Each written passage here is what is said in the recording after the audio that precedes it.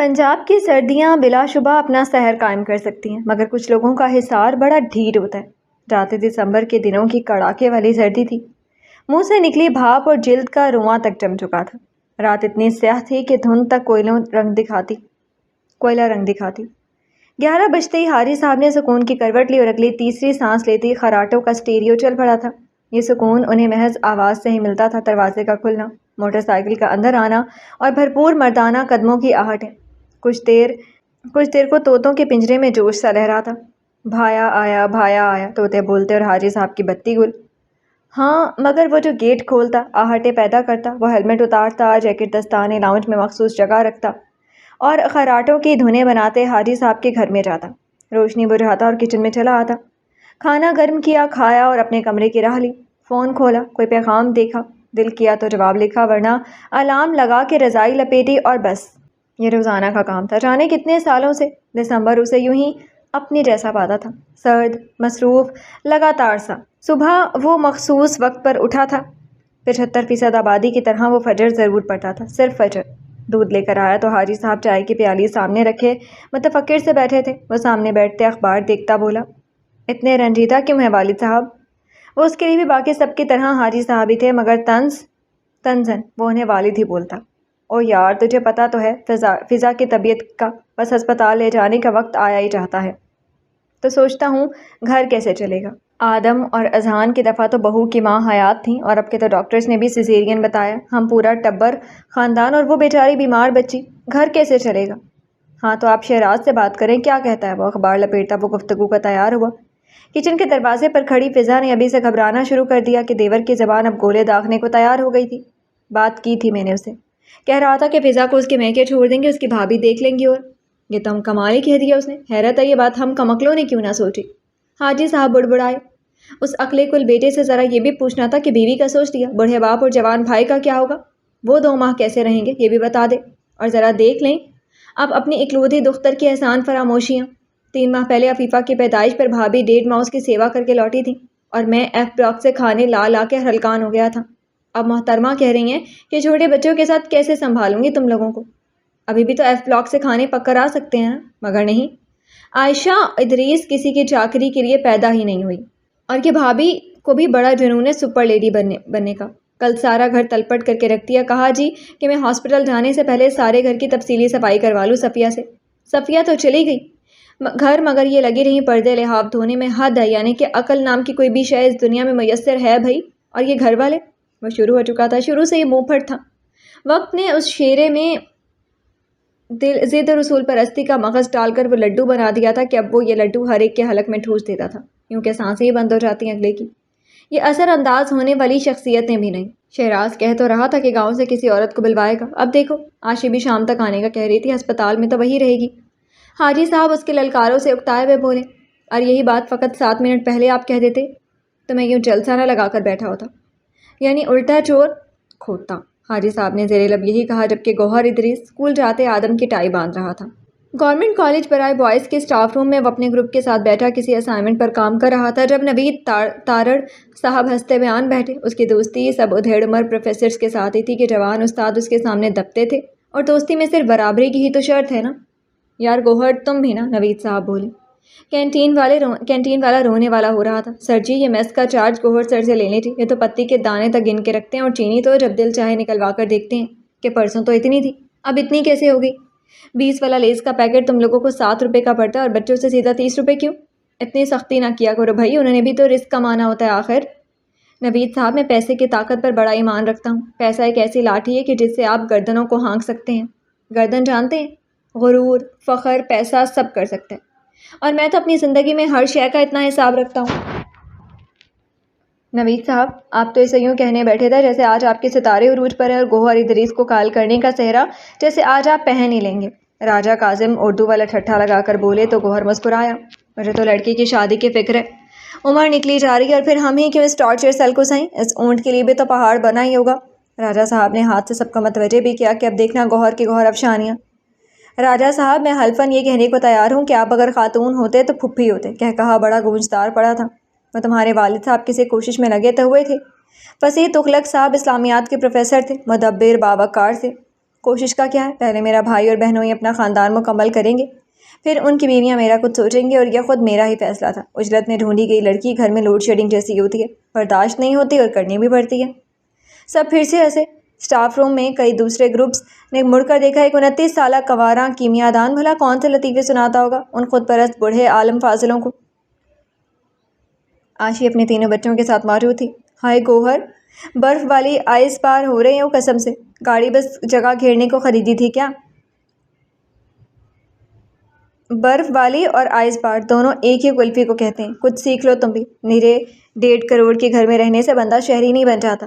اور یہ ابراہیم کو کچھ عقل بھی سکھا دو، یہ ابھی تک چک 232 کا ہی لگتا ہے۔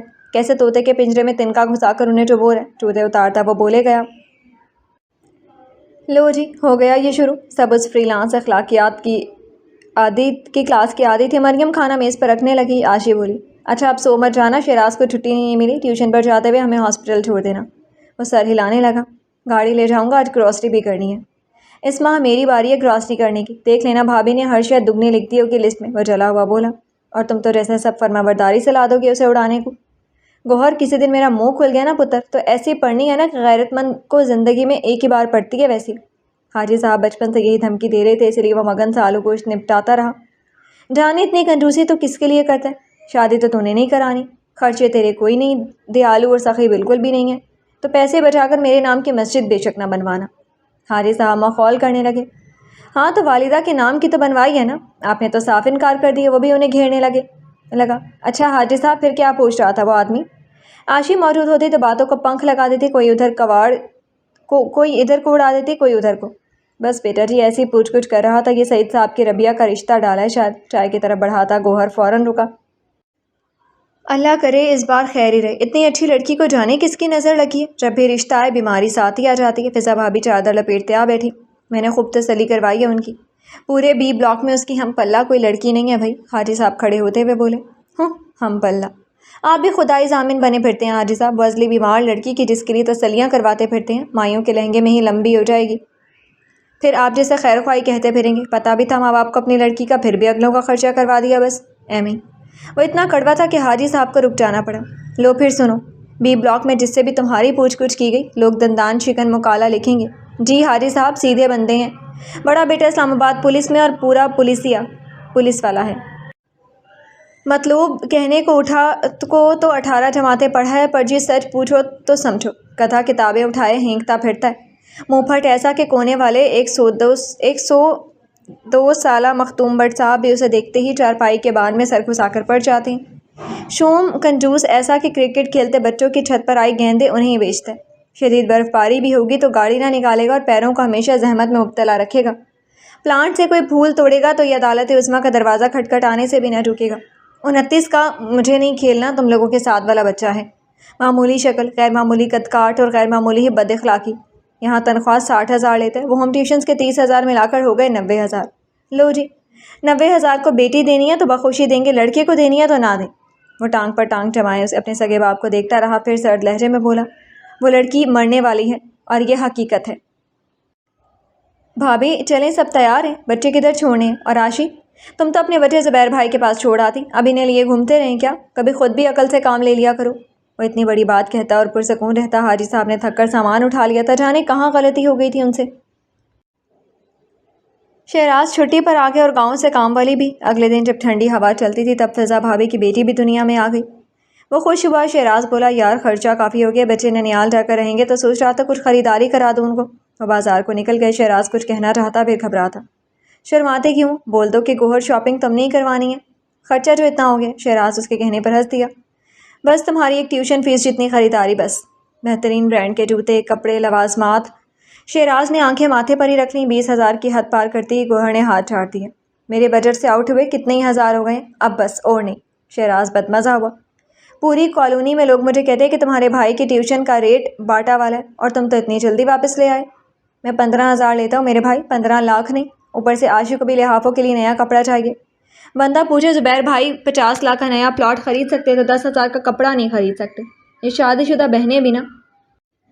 اس کو کہا بھی تھا ادھر گاؤں میں ہی رہے۔ اس دن رونقی ہوئی بیٹھی تھی، گوہر یہاں گاجریں 80 روپے کلو ہیں۔ ارے بھائی اب گاؤں میں تو 20 روپے کلو ہو سکتی ہیں، شہر کے مالز میں نہیں۔ ابراہیم 10 روپے لے جاتا تھا اور بھٹا لے آتا تھا۔ اب 300 روپے کا کیرمل پاپ کارن کا پیکٹ منگواتی اور دعائیں الگ۔ کیسا قلعہ نما گھر، کھلی آزاد فضائیں اور نرم گرم رشتے چھڑا کر لے آئی زبیر بھائی کو شہری بنانے کے لیے۔ ہاتھ دے یار ان لڑکیوں کے دماغوں کے بھی۔ شہراز دبکا بیٹھا رہا، تقریریں مقرر ہوتی رہی۔ سردیوں کی اتواریں خاصے خوشگوار ہوتی ہیں مگر ہر کسی کی روح ٹھکانہ پسند نہیں ہوتی۔ گوہر ادریس فطرتاً جانے کیسا تھا مگر پیدائشی خانہ بدوش طبیعت کا تھا۔ مستضاد یہ کہ سکون کو رخصت ہوئے بھی زمانہ بیت گیا۔ وہ کسی کا دوست نہ بنتا، بس لوگ اس کے گرد رہنا پسند کرتے۔ جو چند دوست تھے وہ شہر کے عمرہ اور قابل ترین افراد میں سے تھے، خانہ بدوشی کے لیے ٹھکانہ بننے کو تیار۔ سو اتوار کسی نہ کسی سفر کی نظر ہو جاتی۔ حاجی صاحب فضا بھابھی کے مے کے بچوں سے ملنے گئے تھے۔ وہ گیٹ پر کھڑا دھوپ کی سمت دیکھنے لگا۔ مدت ہوئی کالونی میں فرصت کی نظر کیے بھلا زمانوں میں ابا نے آبائی زمین بیچ کر کالونی میں 3 پلاٹ خریدے تھے۔ لاکھوں میں خریدے پلاٹ سب کروڑوں کی مالیت میں تھے۔ خوبصورت کوٹھی، گیراج میں کھڑی 2 گاڑیاں، دونوں بھائیوں کی اچھی نوکریاں، ابا کی پینشن، کوٹھیوں کا کرایہ متمول ہوئے بھی ایک دہائی ہونے کو آئی تھی۔ ٹراؤزر میں ہاتھ کھسیڑے، آنکھیں سکوڑے اس نے کونے والی کوٹھی کے مختوم بٹ صاحب کو خود پر کمبل لپیٹتے دیکھا اور مسکرایا۔ حاجی صاحب بھی نہ بڑے دھیان باز ہیں۔ کومل پونی کشتی کے رات سے اپنی اسکوٹی نکال رہی تھی، اسے دیکھ کر اسکارف درست کیا، مؤدب سا سلام جھاڑا اور کک لگاتی اڑ گئی۔ 2 سال پہلے یہ حونک سی کومل گوہر سے کیمسٹری فزکس کے نیومیریکل پوچھتی اور جھاڑیں کھاتی تھی۔ اب پنجاب کالج کی ٹاپر تھی۔ فہد جلدی دہی کو تھیلی میں سنبھالتا گھر کو بھاگ جاتا۔ سہیل چیمہ بیگم بچوں کو ہونڈا موٹر سائیکل پر لاد کے لے جاتا۔ مال بردار ڈرائیور سا خوش دکھتا۔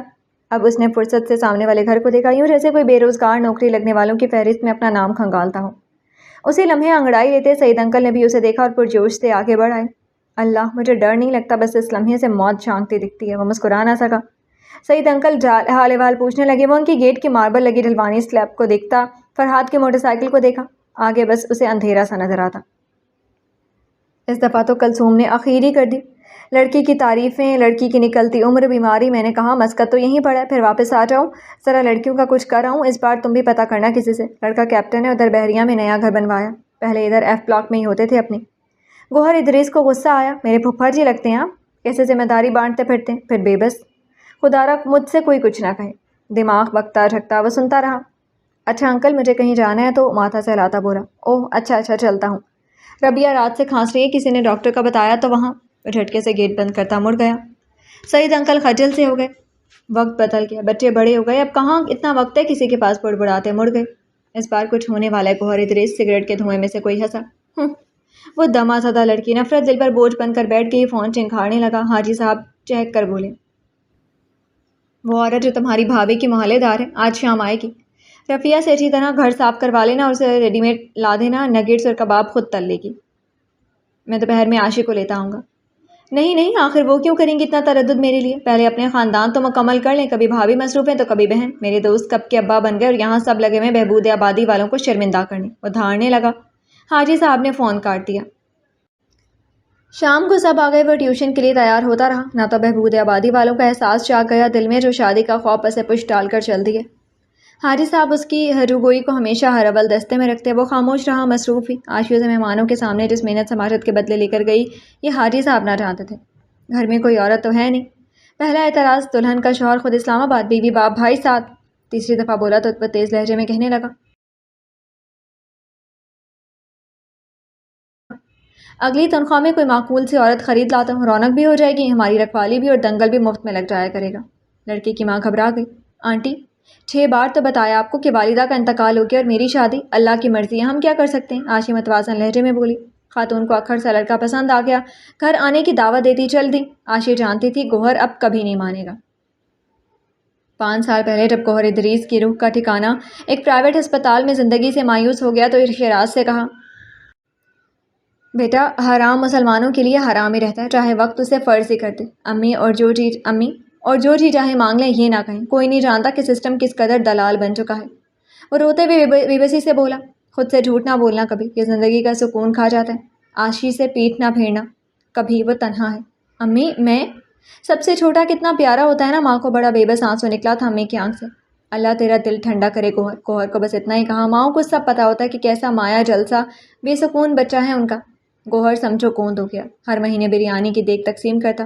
عاشق کے لحاف نئے بننے ہیں، صوفوں کی پالش کروانی ہے، آئی پیڈ کا نیا ورژن، عیدیں، شب برات، میلاد النبی صلی اللہ علیہ وسلم، 14 اگست پر کیک، نقد کپڑے، بچوں کے کھلونے، وہ بد دماغ، بد اخلاق، بد زبان ماں بن گیا عاشقہ۔ شیراز دن بدن پھولتا لٹھے کی شلوار سوٹ، ہوا جیسی ہلکی پشاوری چپل، نئی سیوک، آگے مگر گوہر کا دل وہ ٹھنڈا نہ ہوا کبھی، دہکتا، چٹکتا، بھڑکتا، سنہری سے زرد سے سرخ، سرخ سے اناری اور اناری سے سیاہ پڑتا دل، وہ منہ سے آگ اگلتا، دوسروں کے چیتھڑے اڑاتا، بہترین کمانا، سگریٹ کے دھوئیں کو نسوں میں بھرتا، کھانسی سے مرنے کو ہوتا، انگلی چلاتا، ہونٹ چلساتا، کھانا بدوش بن جاتا، پتھر سا بے حس اور قصابوں سا بے درد، مگر یہ دل۔ جاتے دسمبر کی پرانتقام سرد پسیلی گراہٹیں تھیں، لوگوں کی کپکپاہٹ اور گوہر ادریس کا تغافل۔ رات 11 بجے وہ سیاہ شلوار سوٹ پر اخروٹی شال اوڑھے، قمیص کی آستین اوپر کو موڑے، فون سنتا، کسی گاڑی رکشے کا انتظار کرتا۔ شیراز ٹیوشن پر چھوڑ گیا تھا، واپسی اسے خود کرنی تھی۔ رکشہ سامنے آن رکا، وہ پیچھے جا بیٹھا۔ رکشہ جھٹکے سے چلا، گوہر نے فون بند کر کے ہاتھ میں تھاما اور بائیں طرف مڑ کر دیکھا، اور دل کو بد دعا ہے کسی عاشق کی، یہ مر بھی جاتا ہے مگر رکتا نہیں۔ آگ لگے شیراز کے ہر ٹھاٹھ کو، جہنم میں جلے یہ رکشے والا جو لکھ کر نہیں رکھتا کہ آج سوار کون ہے، بہرا ہو ایسا فون کرنے والا جس نے بصارتیں محدود کر دی میری۔ وہ سر تر ہوتا بڑبڑاتا، ہم نے تو سنا تھا گاڑی خرید لی گوہر نے۔ صوبی آنٹی کے بھرے چہرے پر مسکراہٹ کڑلانے لگی۔ وہ کوئی ملعون بے زبان ہو گیا۔ ثابت ہوا کہ ہر زبان دان کی زبان بندی کے لیے لوگ اور مواقع ضرور ہوتے ہیں۔ میں صوبی آنٹی سے پرے بیٹھی دما زدہ کو نہ دیکھتا، مگر وہ کچھ اور بھی تو نہ دیکھتا۔ جی ہے گاڑی، تو گاڑی والا ہوں، گاڑی والا جاہل نہیں ہوں۔ گاڑی یوں خریدی کہ پچھلے 2 سالوں میں کوئی 200 افراد یہ پوچھتے رہے کہ اب بھی پبلک ٹرانسپورٹ استعمال کرتے ہو؟ حاجی صاحب نے کہیں کوٹھی قرضہ لے کر تو نہیں بنوائی؟ اب گاڑی لے لو یار۔ نو دولتیوں جیسا دکھاوا کرنے کا میں قائل نہیں۔ جب 30 روپے سے آ جا سکتا ہوں یا 70 روپے کا پیٹرول بائک میں ڈلوا کر استعمال میں لا سکتا ہوں تو فضائی آلودگی کے ماہرین سے کوسنے کیوں سنو؟ کسی اور کے پوچھنے پر وہ یہ تقریر اس کے منہ پر مارتا آگے بڑھ سکتا تھا، مگر آپ یہاں خیریت؟ وہ کھلاہٹ میں وہ سوال کیا کہ جواب کے نتیجے میں صوبیہ سعید کی بیمار بیٹی کو دیکھنا پڑا۔ سارے شہر سے باقی ماندہ روشنیاں اس کی آنکھوں میں سمٹ آئیں اور اس تاریک وجود کا اندھیرا سہم تک نہ سکا۔ سیاہ شال، زرد چہرہ، سفید لب اور آنکھیں، گوہر کو ایسی سیاہی کے لیے لفظ نہ مل سکے کہ جیسی اس کی آنکھوں میں تھی۔ کینولا لگے ہاتھ کو سہلاتی اپنی گود کو دیکھتی، ہاتھوں کو، سڑک کو، مگر گوہر ادریس کو نہیں۔ خیریت؟ اس کے پوچھنے پر صوبیہ سعید کی زبان فراٹے بھرنے لگی۔ امید تو دلائی ہے ڈاکٹر نے، مگر میں نے کہا کہ ذرا جلدی بحالی کریں صحت کی، منگنی کرنی ہے نا اس کی۔ ڈاکٹر نے کہا کہ ڈرپ لگوا لے، تو کچھ تاخیر ہو گئی واپسی میں۔ سعید صاحب کے رشتہ داروں میں ایک نکاح تھا، باقی سب وہیں چلے گئے، میں نے تو کریم کروانی تھی۔ ربیہ سخت بے آرام ہوئی ہے جھٹکوں سے، مگر میرا انٹرنیٹ ہی نہیں چلا، اوپر سے یہ وقت، بس ہم کیسے بھی بیٹھ گئے۔ تم آنا ضرور منگنی پر۔ بہت ہی اچھی فیملی ہے، شاندار لڑکا جیسا میں نے ہمیشہ سے چاہا تھا، شکل سے، نسب اور کمائی سے پہنچ تک باکمال۔ ربیہ نے کہا، روکو رکشہ، یہیں اتارو مجھے۔ وہ دھاڑا، رکشے والے نے ایک لمحے کی تاخیر نہ کی، کرایہ تھماتا وہ کمزور کانپتا شخص سواریوں کو بڑبڑانے پر مجبور کرتا۔ تو بندہ فیشنی ہیرو نہ بنے، اتنی ٹھنڈ بنا سویٹر کے گھومنے کے تک کیا بھلا؟ کینولا والے ہاتھ والی لڑکی چہرہ ہاتھوں میں چھپائے سفر بتاتی۔ آج بھی ویسے ہی جلن صوبیہ سعید کے چہرے پر آنے والے وقت کی آزمائش کے لیے بیزاری ہی بیزاری تھی۔ دل کو بد دعا ہے کسی متاری کی، ڈگڈگی ٹوٹ بھی جائے یہ رکتا نہیں۔ بھایا آیا۔ طوطے اونگ سے جاگتی واویلا کرنے لگے اور بھایا نے قریب سے گزرتے اپنی شال پنجرے پر دے ماری۔ پہلے پنجرے والوں نے شور کیا، پھر دبک گئے۔ اندھیرے میں وقت کی گھڑیاں گنتے حاجی صاحب کو آج انتظار لمبا لگا۔ ہاں، مگر دھڑ دھڑ قدموں کی آہٹوں کو سنتے وہ بے خبر ہو گئے۔ قمیص کے بٹن کھولتا وہ نل سے نکلتا پانی خود پر انڈیلنے لگا۔ سگریٹ کا پیکٹ یوں ڈھونڈا کہ سارا کمرہ تلپٹ کرنا پڑا۔ کبھی کبھار کا تنہائی کا شغل آج نشہ سا محسوس ہو رہا تھا۔ وہ شیراز کے کمرے میں گیا، وہاں تلاش کی، پھر واش روم میں لٹکی ایک قمیص کی جیب سے پیکٹ ملا۔ کچھ آدھا چھت پر پڑے گملے اس اجنبی کو دیکھتے چونکے کہ وہ کبھی اس طرف آیا ہی نہ تھا۔ مدت ہوئی اس زاویے پر کھڑے ہو کر سامنے والوں کی بند کھڑکی کو تاکنا، یوں کہ کھڑکی پار سوتے وجود کو بے آرام کر دیتا۔ امی؟ کھانسی کا دورہ کھڑکی پار والی کو ہی پڑا تھا۔ امی کی جان، صوبیہ سعید نم آنکھوں سے سیرپ چمچہ میں انڈیلتی۔ کہو، قبول ہے ورنہ گلا دبا دوں گا۔ آواز سے گونجتی ربیہ لحاف پر دوہری ہوتی۔ امی، میری گردن، کمر، امی یہ درد۔ رونے والی وہی کھڑکی پار کی لڑکی ہی تھی۔ پھر شروع ہو گیا یہ منحوس درد۔ یا اللہ میرے اس بار نہیں۔ صوبیہ سعید زار زار رونے لگیں۔ کھڑکی کے پار سامنے کی چھت پر بنا قمیض کھڑا مرغولے بناتا وہ شخص ماضی بننے لگا۔ دل کو بد دعا ہے کسی تقدیر نویس کی کہ یہ ایجاد ہی درد و داغ کی ہے، رکتا پھر بھی نہیں۔ وہ پیدائشی لیڈر تھا، زنانہ نام والا کٹر مرد، 7 ماہ میں بھی مرد تھا، 7 سال میں بھی اکھڑ سے معمولی نقوش، گھنی بھویں سیدھے نوکدار بال، 239 کی تعداد کے اسکول میں سے کم از کم 150 اس کے مرید۔ وہ کچھ کہہ دیتا، دوسروں کا ماننا فرض، کچھ سن لیتا، دوسروں کی ستائش کا اس کا حق، کچھ دیکھ لیتا، دوسروں کی طلب بند۔ میلاد النبی ہوتا، وہ نعرے لگاتی، ٹولی کا سردار، 14 اگست پر جھنڈا جو سب سے بڑا ہوتا اسی کو تھمایا جاتا، ماں باپ کے لیے مشکل بچہ۔ مغرب کے بعد ڈھونڈ ڈھانڈ گھر لایا جاتا، کھانے میں، پہننے میں، پڑھنے میں، آنے جانے، غرض ہر کام اس سے کروانا ایک باقاعدہ مسئلہ ہوتا۔ کالونی ابھی نہیں تھی، کئی پلاٹس خالی پڑے تھے، شیشم اور پیپل کی چھاؤں تلے گرمیاں گزرتی، لڑکے کرکٹ کھیلتے، کبھی کنٹھے، لڑکیاں شادی کھیلتی، پٹواری صاحب کی 10.5 سالہ سامیہ آپی لڑکیوں کو سستے ٹھیلوں سے خریدے میک اپ سے رنگتی، مایوں، مہندی اور بارات کی دلہنیں بنتی، لڑکوں کو اس کھیل میں شامل ہونے کی ہڑک جاگتی۔ سامیہ آپی، میں پتے اتاروں؟ بارات پر پھول بھی تو پھینکتے ہیں۔ گوہر خود ہی شامل ہو گیا، شادی کا کھیل اور متنوع ہو گیا تھا۔ سعد کو دلہا بناتے ہیں، عاشی کی تجویز تھی۔ سعد سکلین پچھلی لین میں رہتا تھا، بلا کا خوبصورت بچہ، بلا کا غسیلہ بھی اور جل ککڑا بھی۔ سعد روزانہ دلہا بننے لگا تھا، سب خوش تھے، روزانہ گھر سے کچھ لاتے، لڑکیاں پکاتی، لڑکے ڈھول پیٹتے، ناچتے، پتے ٹہنیوں سے جگہ سجاتے۔ ایک دن عاشی آئی تو ساتھ ایک بچی تھی، سعد سکلین سے بھی خوبصورت، نازک اور نخریلی۔ پتے توڑتے گوہر نے دیکھا شہد رنگ کی آنکھوں، بالوں اور دودھیا رنگت والی ربیہ سعید کو۔ آج ربیہ کو دلہن بناتے ہیں، اس کی فراک بھی فریال سے اچھی ہے۔ سامیہ آپی نے فیصلہ سنایا، اس کا دلہا میں ہی بنوں گا۔ گوہر ادریس نے وہ جملہ بولا کہ جس نے مستقبل کو مفلوج ہی کر دیا۔ سامیہ کو دلہا پسند نہ آیا، مگر دوسرے لڑکوں نے شور مچا دیا۔ وہ اپنی دلہن کا ہاتھ مضبوطی سے تھامے بیٹھا تھا، وہ کسمس آئی، گوہر ہاتھ چھوڑو۔ عاشی کو غصہ آیا، ماموں نے بھی تو حمدہ مامی کا ہاتھ پکڑا تھا، وہ ہاتھ نہ چھوڑتا۔ یہ جھوٹی موٹی شادی ہے، وہ بھڑک کر بولی، دلہن تو اصلی ہے نا۔ وہ اڑ گیا، ماموں تو مامی کو سیڑھیوں پر لے جا رہے تھے اوپر، اس لیے پکڑا تھا ہاتھ۔ ان کے کپڑے دیکھے تھے؟ رابی تم بھی کل لہنگا پہن کر آنا، اسے یہی فرق لگا۔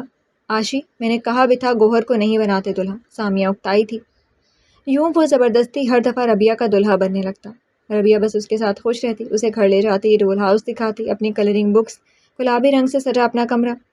صوبیہ سعید لاپرواہ سی ماں تھیں، زرد رنگے بال، سفید رنگت فربا جسم، وہ خریداری کرتی، میک اپ یا فون کالز۔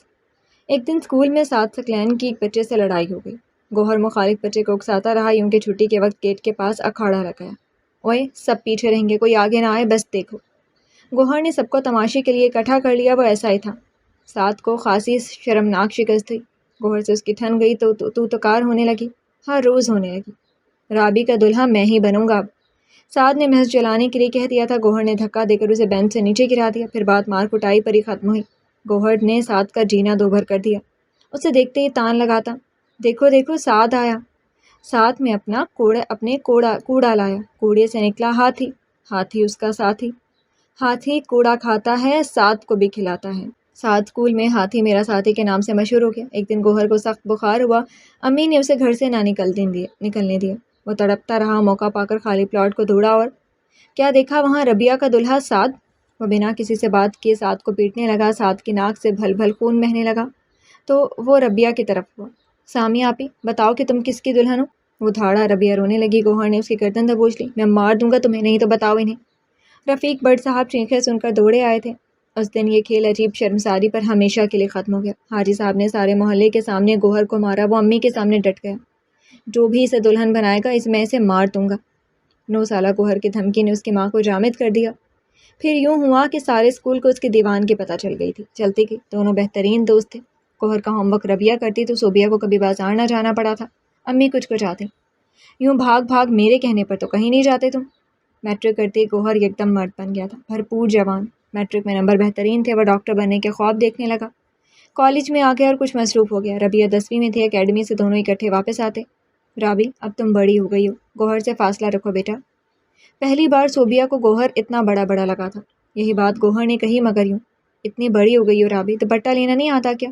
دوپٹہ گھما کر رابی کو لپیٹ دیا، دونوں سارے راستے ہنستے رہے۔ صوبیہ نے اب کی سختی سے کہا، گوہر سے دور رہو، اس کی نظر ٹھیک نہیں، وہ سمٹ گئی۔ گوہر کو نظر انداز کرتی اکیڈمی سے تیز تیز پلٹی۔ اور دلہن، گوہر شرارت سے پکارتا۔ یوں تو وہ ہنس دیتی تھی مگر اب گوہر اب ہم بڑے ہو گئے ہیں، ٹوکتی۔ ہاں تو میں نے کب کہا، چھوٹی دلہن۔ بالوں میں انگلیاں چلاتا۔ رابی بے بس تھی، وہ جاتی رات کے کھانے کے بعد وہ چھت پر آتا۔ ربیہ اپنے کمرے میں چکر کاٹتی، کیمسٹری کو رٹے لگاتی، کیمسٹری چھوڑتی اور کھڑکی میں کھڑی گوہر سے پوچھ رہی ہوتی، ٹیسٹ میں کتنے نمبر آئے؟ تمہاری امی نے کیا بنایا؟ کڑھی؟ واہ جی، تھوڑی تیز آؤ، میں چاول ابالتی ہوں تب تک۔ میں فیل ہو گئی تو سارا قصور تمہارے سر ہوگا۔ جان کو چمٹ ہی گئی، وہ مسکراہٹ عام نہ ہوتی، وہ ناراض ہو جاتا۔ ایک تو پہلی شکل ماشاءاللہ سے ہے، اوپر سے بگاڑ لیتے ہو گھڑی گھڑی، کیا کروں میں؟ سیڑھیوں پر ہی ہوتا کہ فون پر میسج آ جاتا۔ اپنا منہ بند رکھا کرو، میں بڑا ہوں تم سے اور کسی کی بدتمیزی برداشت بھی نہیں کرتا۔ فون آف کر دیتا۔ ربیہ کو جانے کیا کیا ہوتا، پیغام لکھے جاتی، بھیجے جاتی۔ آج کل شام اکیڈمی میں وہ مسکرا رہا ہوتا، ربیہ رونے کو ہو جاتی۔ میٹرک میں ربیہ سعید نے ضلع بھر میں ٹاپ کیا تھا۔ افسوس صد افسوس ہے پاکستانی نظام تعلیم پر، اب ربیہ سعید جیسے ہونک بھی ٹاپرز ہونے لگے۔ گوہر کا افسوس نہ چاہتا، ربیہ خوش ہوتی۔ اب کالج بھی اکٹھا، اکیڈمی بھی اور MBBS بھی منصوبے بناتی۔ اور گوہر پوچھتا تو تڑک کر بولتی، اس سے زیادہ کوئی برداشت کر سکتا ہے تمہیں؟ پنجاب کالج کے دونوں کیمپس میں بیٹھے وہ دونوں حد سے زیادہ محنت کرتے، باہر نکلتے اور اکٹھے اکیڈمی کو چل دیتے، پھر واپس گھر۔ دونوں دوستی کے نام کے دھوکے میں مبتلا تھے، محبت تو کبھی کھیلا ہی نہیں تھا۔ اکیڈمی میں ربیہ نے سعد ثقلین کو دیکھا، وہ اتنا نکھر چکا تھا کہ شاید پورے شہر میں اس جیسا نہ ملتا۔ میٹرک اس نے اپنے ماموں کے ہاں کیا تھا، پری میڈیکل کے دوسرے سال ٹرانسفر ہو کر آیا تھا۔ تم نے سعد کو دیکھا؟ اف، کیا پرسنالٹی ہے، سارے کیمپس میں دھوم مچ گئی ہے۔ گوہر بے آرام ہوا، بولا کچھ نہیں۔ ربیہ جیسے اندھی بہری ہو گئی، بلا دھڑک سعد کی تعریفیں روزانہ دہراتی۔ پھر ایک دن، سچ مجھے تو صرف ششکا ہی ہے سعد صاحب، مجھے تو بونگا ہی لگتا ہے۔ بوائز کیمپس میں تو بس گوہر ادریس ہی سب سے زیادہ پرکشش لگتا ہے مجھے، مرد سا لگتا ہے نا، باقی تو عجیب بال رنگوا کر بھویں کٹ لگوا کر آ جاتے ہیں زنانہ سے۔ ربیہ شدید ترین بے آرام ہو گئی، جانے کیوں اسے اچھا نہ لگتا۔ کوئی دور سے بھی گوہر کا نام لیتی تو اس کا دل بے ترتیب ہو جاتا، مشکوک بھی۔ گوہر کو ربیہ کی بے بسی مزہ دیتی۔ سامیہ آپی کی شادی پر وہ اتنی خوبصورت لگی کہ گوہر کا دل حسد سے بھر گیا۔ چھت پر کھڑا تھا اور کھڑکی میں کھڑی رائے پوچھتی، میں نہیں جا رہا، دل نہیں۔ پیغام بھیجا اور نیچے آ گیا۔ صبح شیراز نے بتا دیا کہ سعید انکل کی طرف سے فرہاد ہی آیا تھا۔ گوہر مسکرایا، کیا ضرورت تھی اتنا قاتل لگنے کی؟ اس کا ٹیسٹ ہوتا، گوہر کی فرمائش۔ مجھ سے بات کرو، آج میرا کوئی ٹیسٹ نہیں۔ وہ پیغام کا جواب لکھتی، کبھی بے بسی سے کتاب کو دیکھتی رہ جاتی۔ کارکردگی متاثر ہونے لگی، جانے کیسی کم ہمت تھی وہ کہ یوں ہتھیار ڈال دیتی۔ سیاہ رنگ کیوں پہنا؟ اعتراض ہو جاتا، وہ دل مار لیتی، امی مجھے سیاہ کپڑے نہیں لینے۔ کیوں، تمہیں تو پسند ہے یہ رنگ؟ وہ چپ۔ دن بدن ربیہ بس پرچھائی بنتی گئی اور گوہر سارا منظر۔ صوبیہ سعید نے اب معاملہ سنجیدگی سے پرکھا۔ گوہر سالانہ امتحانات سے فارغ ہوا، ربیہ کے امتحان شروع ہوئے۔ ہاں، وہ امتحان کے دنوں میں انسان ہی رہا تھا۔ آخری پیپر والے دن اچھے سے تیار ہوا، دوست کی بائک مانگی اور سینٹر کے باہر کھڑا ہوا۔ کیسے ہوئے؟ وہ خوشگواری سے اسے دیکھتی تو پوچھتا، ٹاپ تو شاید ہو نہ سکے مگر میڈیکل کا میرٹ بنا ہی لوں گی، چلیں؟ وہ جھجکی۔ گوہر، رکشے والا انتظار، امی پریشان، چلو گی یا نہیں؟ وہی ظالم سا بے لچک لہجہ۔ وہ خاموشی سے پیچھے بیٹھ گئی، متفکر سی آئی تھی مگر ہمراہ ہی گوہر کی تھی۔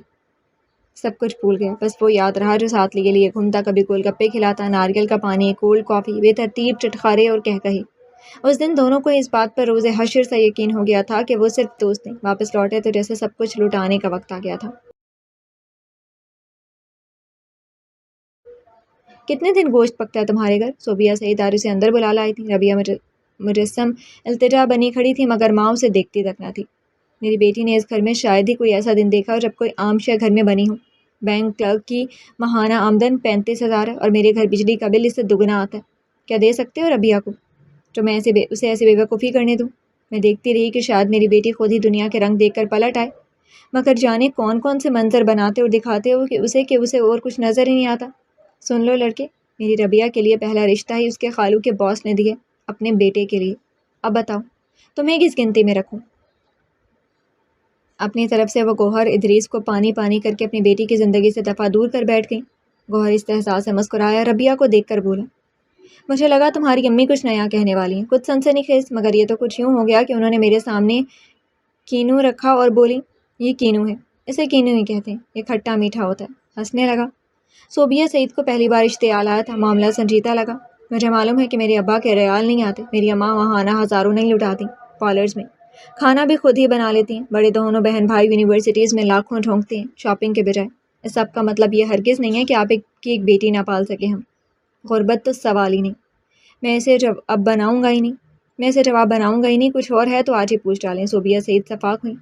کچھ نیا یہ ہے کہ امارت کے بعد شکل ہی دیکھی جاتی ہے۔ خود کو کبھی اوروں کی نظر سے دیکھا ہے؟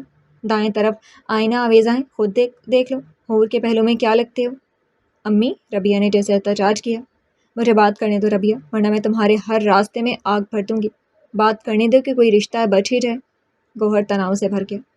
18.5 سال کا انتہائی جذباتی سا لڑکا تھا وہ، باتوں میں حاضر جواب تھا، قائل کرنے کے فن میں طاق کبھی نہ تھا۔ ایک انتہائی معمولی شکل و صورت، روایتی سا مڈل کلاس پس منظر اور دھندلا بے یقین پیش نظر اور اعتماد دیکھو اس کا۔ ایک 17 سالہ لڑکی کو اندھا کرنا آسان ہے، مگر اس کی ماں یہ بدنصیبی مول نہیں لے سکتی۔ آج تم ورغلا کر میری بیٹی کو بائک پر بٹھا کر لے گئے، کل کلاں کو گن پوائنٹ پر نکاح کروا لو تو میں کیا کر لوں گی؟ میں تماشا نہیں چاہتی، آخر محلے داری ہے، اس لیے تمہیں وہ سب دکھا رہی ہوں جو بچکانہ سوچ تم دونوں کو سوچنے ہی نہیں دیتی۔ اور کچھ نیا سننا چاہتے ہو تو سنو، تم میری بیٹی سے حسد میں مبتلا ہو، شکل و صورت، اخلاق و کردار، نسب و خوشحالی، وہ ہر شے میں تم سے 50% آگے ہے، اور تم۔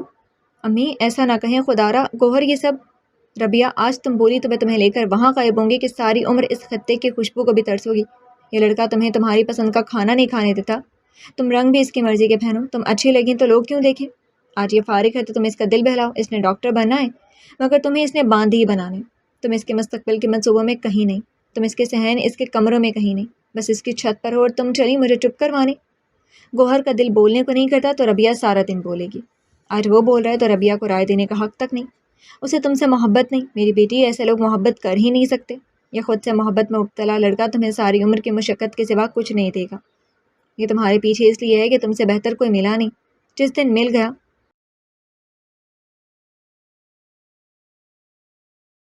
اپنی ماں کا منہ بند کرواؤ۔ گوہر نے ربیہ کو انگارہ آنکھوں سے دیکھا۔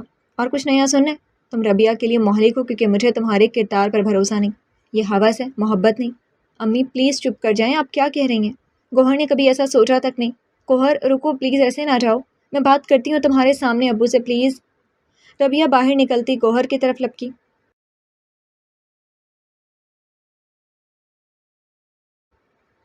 ربیہ واپس آؤ، یہ لڑکا جس نے بچپن میں تمہارا ہاتھ نہ چھوڑا، پورے محلے میں تماشا کروا دیا، اب کیا کیا کر سکتا ہے؟ آج کے 2 گھنٹوں کے نے مجھے سولی پر لٹکائے رکھا، میں کوئی خطرہ آپ کے مول نہیں لوں گی۔ ربیہ روتی مگر گوہر کے آستین نہ چھوڑتی۔ میں نے ابو سے کبھی کچھ نہیں مانگا، صرف تمہیں مانگوں گی، پلیز یوں ایک جھٹکے میں سب ختم مت کرو۔ گوہر اتنے غصے میں تھا کہ اسے کچھ سجھا ہی نہ پڑتا، خود کو چھڑاتا۔ رابی چھوڑ دو مجھے ورنہ میں بہت غلط کر دوں گا۔ ربیہ ہچکیاں لیتی، تم ہمیشہ کے لیے چلے جاؤ گے، میں نہیں چھوڑوں گی۔ صوبیہ نے چٹاک سے تھپڑ اسے مارا۔ شرم ختم ہو گئی ہے تم میں؟ یہ لڑکا جانے کیا تعویذ پلا دیا تمہیں۔ بخش دے مجھے، سنبھال کر رکھیں اپنی بیٹی۔ مجھے بھی نہیں چاہیے ایسی ماں کی بیٹی جو لڑکے کو گھر بلا کر بھاؤ تاؤ کرے کہ اگر امیر ہوتے تو ربیہ تمہاری ہوتی، ہیرو ہوتے تو بھی چانس بن جاتا، چونکہ معمولی ہو اس لیے میں نہیں مانتی۔ سمجھا لیجیے گا اسے، میری طرف سے مطمئن رہیے۔ ربیہ روتی رہ گئی اور گوہر نے جیسے قسم کھا لی کہ مڑ کر نہ دیکھا گا۔ صوبیہ سعید مطمئن تھی، جانتی تھی تھوڑا تماشا تو لگے گا مگر وہ لڑکے غصے میں وہی کرے گا جو وہ چاہتی تھی، مگر اس رات جو ربیہ کو بخار چڑھا وہ پھر کبھی نہ اترا۔ دل کو بد دعا ہے کسی طبیب کی، یہ ناسور تو ہو جاتا ہے مگر رکتا نہیں۔ دسمبر میں قمیض اتار کر سگریٹ پھونکنے سے کھوتا نسلی گھوڑا نہیں بن جاتا۔ حاجی صاحب کچھ پریشان تو ہوئے مگر اس کی یخ پیٹھ تھپک کر تنزن بولے۔ تہجد کے نوافل کے لیے اٹھے تھے، شہراز اور گوہر کے کمرے میں روشنی تھی، پنجرے پر پڑی گوہر کی شال، وہ گھبرا اٹھے۔ اب گوہر کو ڈھونڈتے ڈھانڈتے آئے تھے، 10 سال پرانا مشغلہ دہراتے، گوہر کو دیکھ کر کھٹک مگر پوچھا کچھ نہیں کہ وہ کبھی نہ بتاتا۔ یہ خیال ہمیشہ انہیں ستاتا کہ کچھ غلط ہے۔ گوہر ایسا تو تھا، اتنا زیادہ ایسا نہیں تھا۔ وہ دونوں خاموشی سے سیڑھیاں اتر رہے تھے۔ دل کو بد دعا کسی دور دیس کے جاڑے کی، رگیں درد سے جم بھی جائیں مگر یہ رکتا نہیں۔ گوہر رکو بیٹا۔ کالونی کے پارک میں سفید گھاس نے بھی سرد برف سی آنکھوں سے گوہر کو سعید صاحب کی آواز پر رکتے دیکھا۔ گوہر کے بھویں اور جبڑے بھینچ گئے، تناؤ جیسے ٹھنڈی گھاس پر لوٹنیاں لے کر بھی آتش سا رہا تھا۔ روزانہ آتے ہو کیا؟ ساتھ چلنے لگے۔ گوہر کو وحشت ہوئی، بس کبھی کبھی۔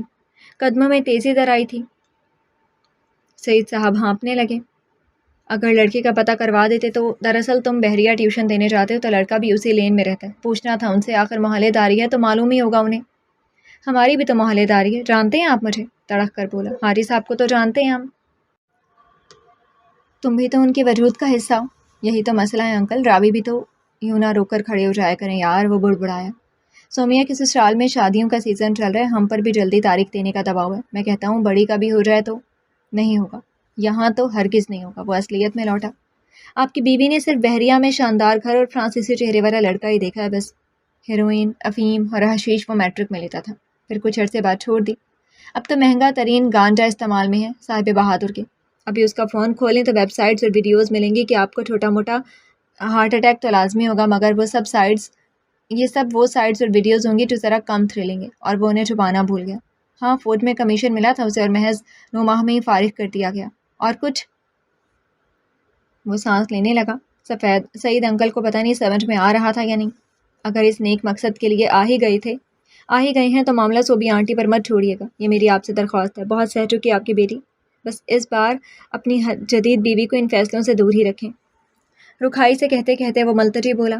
مگر آج کل اچھے رشتے ملتے کہاں ہیں؟ ہر دفعہ کوئی مسئلہ، کوئی رکھنا. جانے اللہ کو کیا منظور ہے. بہت شکریہ بیٹا، تم نے ہمیشہ میری مدد کی. جانتے ہو ربیہ کی MBBS کی دفعہ.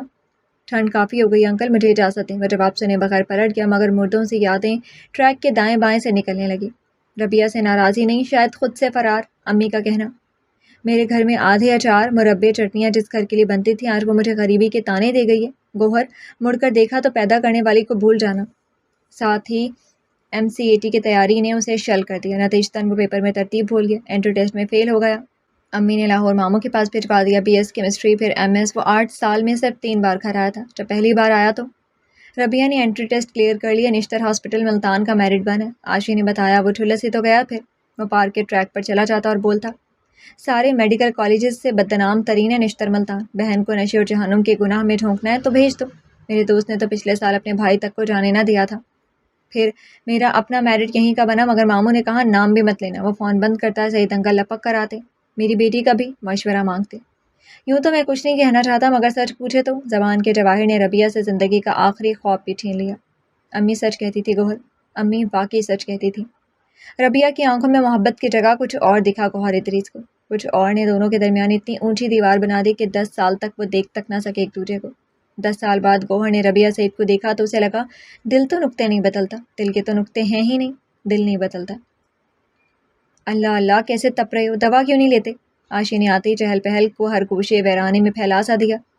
چائے پیتا گوہر غیر متوجہ سا رہا. آشی اپنے بچوں کو ناشتہ کروانے میں ہلکان ہوتی رہی. زید میری جان صرف ایک ٹکڑا اور. موسیٰ بیٹا اب بتا بھی دو کیا لوگے تم؟ گوہر متوجہ ہوا. میرا بیٹا میری جان یہ کھاؤ وہ کھاؤ. تم صبح صبح تو ایسی ہی تر و تازہ محبت جھاڑتی ہو، رات تک کہتی پھرتی ہو میری جان مت کھاؤ. سو مر بھی جاؤ. حد ہے ویسے آشی. اور یہ دودھ کی دیگچی میں پائپ کیوں نہیں لگوا دیتی اس یاجوج ماجوج کی قوم کو؟ کتنی بار کہہ چکا ہوں کہ اب ان کے معدے ٹھوس غذا سہ ہی لیں گے. تم ہمت کر کے رزق تو لو. مگر نہیں، اپنی آسانی کو اٹھتی اور یہ فیڈر پر فیڈر دودھ ان کو دیے جاتی ہو. 5 کلو دودھ آتا ہے ہمارے ہاں. شہراز آئے تو 6، مگر تم آؤ تو 9 کلو دودھ لیتا ہوں میں اپنے خرچے سے. کوئی احساس ہی نہیں کسی کا یہاں. حاجی صاحب نے کڑواہٹ بھرا منہ بنایا. اچھا بھلا چپ تھا 2 دن سے. یہ آشی بھی نا ہمدردی دکھائی نہیں اور جھاڑ کھائی نہیں. ابراہیم توتوں کو ہاتھ لگایا تو ماموں ٹیرس سے نیچے پھینک دیں گے. وہ ابراہیم کو دھمکاتا. ابو جی اب گوہر کی شادی جلدی کر دیں، کسی اور کے پیچھے پڑے اب. آشی مصروف سے بولی. وہ ہنکارا بھر کے رہ گیا. سامنے آئی تھی کل ملنے. کہہ رہی تھی صوبیہ آنٹی ربیہ کو کسی سائکیٹرسٹ کے پاس لے جا رہی ہیں.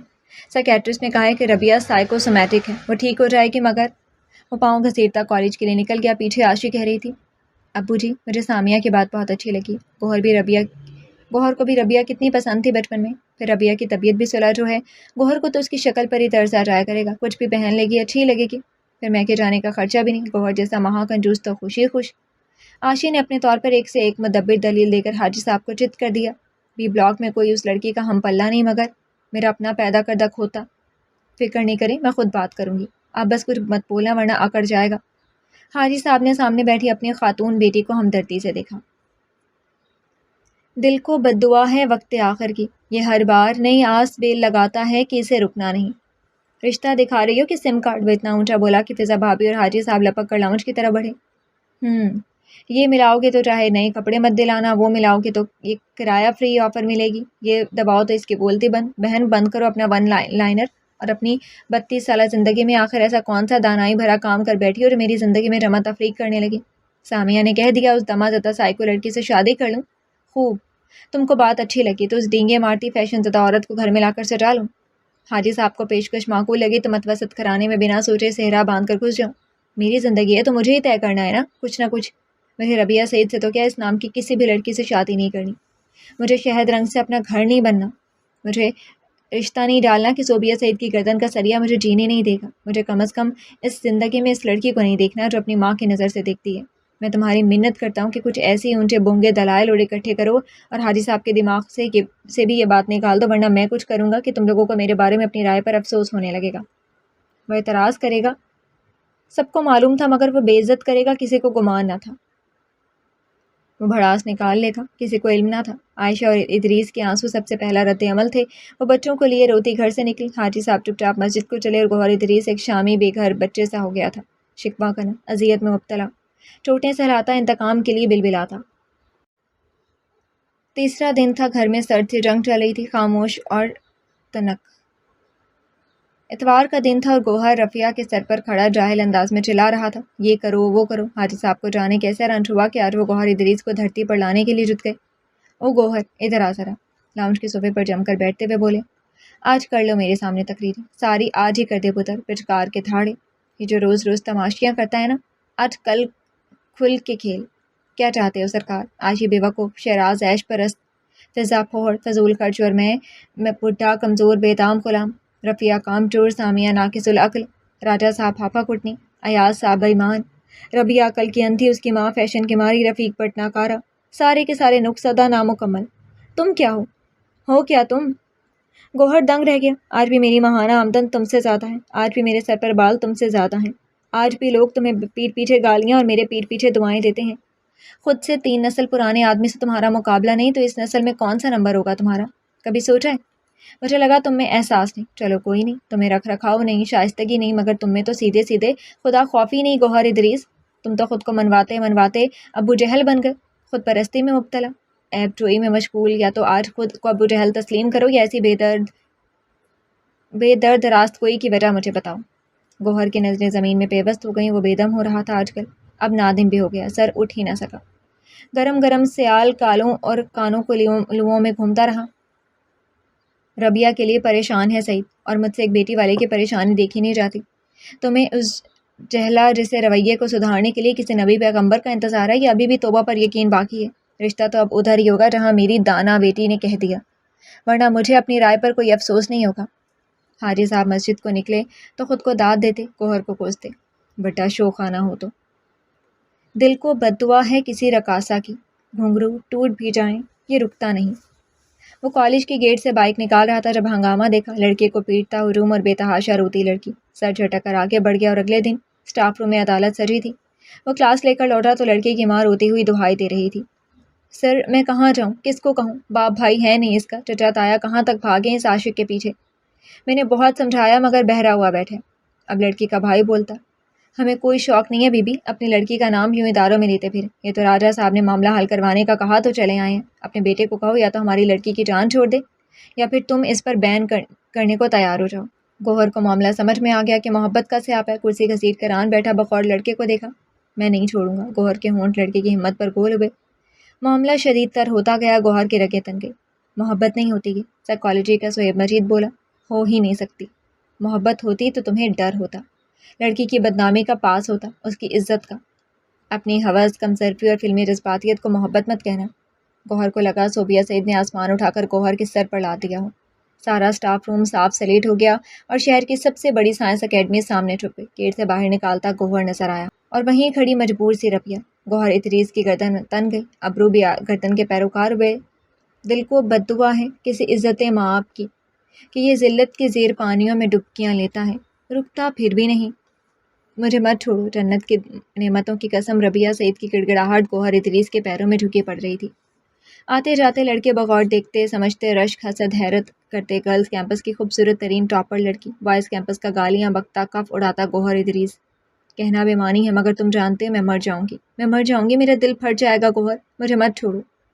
یوں روتی کہ جیسے اپنے مرنے پر رویا جائے۔ بائک سٹارٹ کرتے گوہر کو روکتی، میں تھپڑ مار دوں گا، ہاتھ ہٹاؤ، تماشا لگا رکھا ہے، اپنی ماں کو دکھاتی ہیں رونا، تو شاید وہ اتنی شفاق نہ ہوتی۔ اب کوئی گنجائش نہیں، ربیہ کی سمجھ میں نہ آتا شفاق کون ہے۔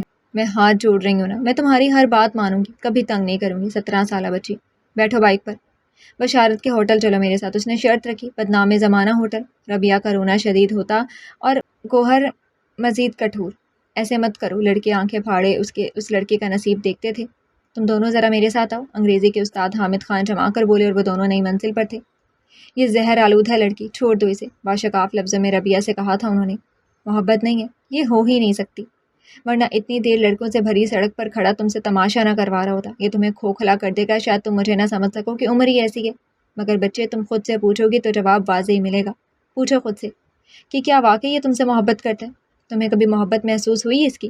ایسے نفسیاتی مریضوں کو خود معلوم نہیں ہوتا کہ وہ کسی کو کس حد تک زخم پہنچا رہے ہیں۔ یہ تمہاری بھوک ختم کر دے گا۔ ربیہ، تم نے 3 دن سے صرف ایک سیب کھایا بیٹا، تمہاری نیند برباد کر دے گا۔ مر نہیں جاؤ گی اگر 2 گھنٹے نہ سو سکی تو۔ تمہارا کریئر، تمہارا مستقبل، تمہاری عزت، تمہارا کردار سب سیاہ کر دے گا اس محبت نامی دھوکے میں مبتلا رکھ کر۔ میں نے کہا نا، ٹاکسک، زہر آلود ہے یہ۔ اس عمر میں بر وقت ایسی شخصیت اسے پہچاننا مشکل ہوتی ہے، اور اگر آپ کو محبت ہو اس سے تو پھر تو ناممکن۔ چھوڑ دو ایسے کہ زندگی اتنی بھیڑتا نہیں کہ صرف ایک بے یقین جذبے کے پیچھے بہا دیں۔ ربیہ کے آنسو ساکت ہوئے اور گوہر کا فشار خون گولی کی رفتار سا ہوا۔ ربیہ نے رونا چھوڑ دیا۔ شاید پھر میڈیکل کا خواب پورا نہ ہونے پر وہ آخری بار بولی تھی گوہر کے مقابل۔ کیا کہہ رہا تھا سہیب مجید؟ ہوس، کمظرفی، جذباتیت۔ گوہر فالج زدہ سا گنگ سا بیٹھا رہا۔ تم نے کہا وہ ہوس زدہ ہے؟ گوہر ادریس کو اس لفظ سے خوف آتا تھا۔ سہیب ہنسا۔ ارے یوں ہی غیرت دلانے کو چوٹ کی تھی بچے پر، کام کر گئی، بات منوانے کا ایک یہ بھی طریقہ ہے۔ گوہر ٹھہ گیا، بے یقینی سے بے یقینی۔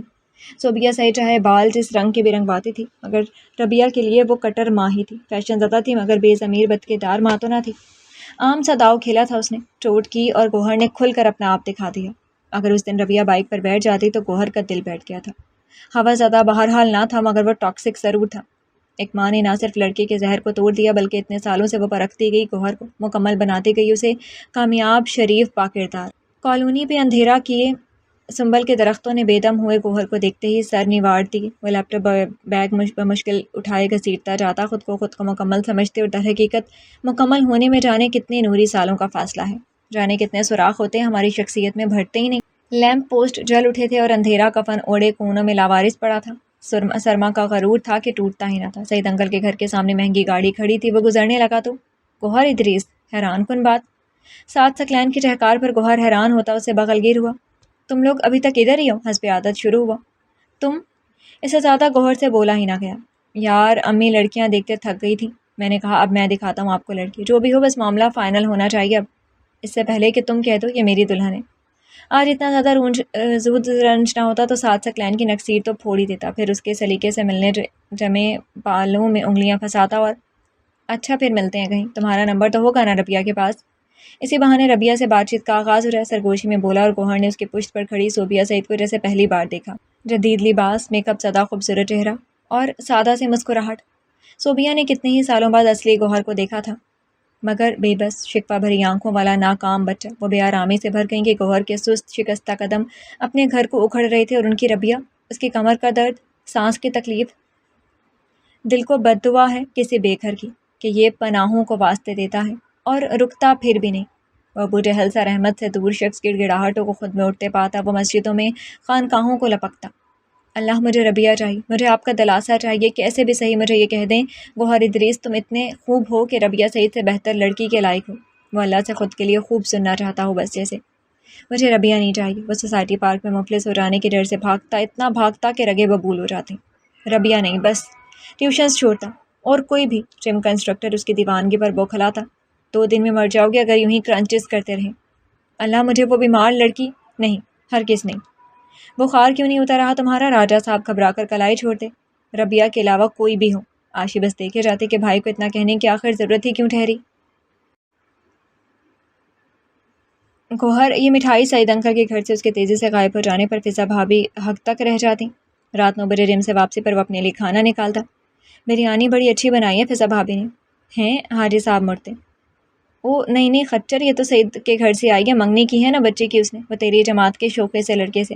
وہ جھٹکے سے اٹھا، یوں کہ گلاس لڑکتا نیچے گرا اور کانچ نے ہر جانب شور سا مچا دیا۔ ہاں، حاجی صاحب نے خود دیکھا کہ وہ خوفزدہ ہوا تھا، جیسے کوئی کالا عقرب نکلنے کے بعد ہوتا ہوگا۔ کیا ہوا ہے گوہر؟